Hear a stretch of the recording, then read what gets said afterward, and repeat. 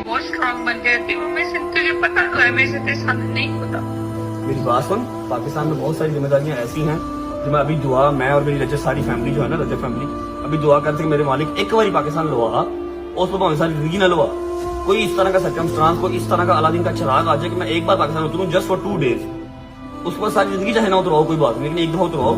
वो जिम्मेदारियां मैं नहीं, ऐसे नहीं कहते। तूने मेरी वो सारी जिम्मेदारियां देखनी है, ठीक है? हौसला रख, अल्लाह खैर करेगा इंशाल्लाह। प्लीज इंशाल्लाह। ख्याल रखी हर चीज का, ठीक है? समझ लगी? मैं नहीं हूँ तो किसी और चीज की कमी वहां पर होनी नहीं चाहिए सिवाय मेरी। हर चीज टाइम से पहले पूरी होनी चाहिए, ठीक है? मैं नहीं चाहती थी कि तुमने अपनी भांजी बाद में आके देखी थी, तो अल्लाह ना करे कभी भी ऐसा कुछ हो। बस अपने मुंह में बात रख, अपने मुंह में बात रख, अपने मुंह में बात रख, अपने मुंह में बात रख। मैंने काम करना, मेरा काम करना मुश्किल हो जाएगा, मेहरबानी कर, ठीक है?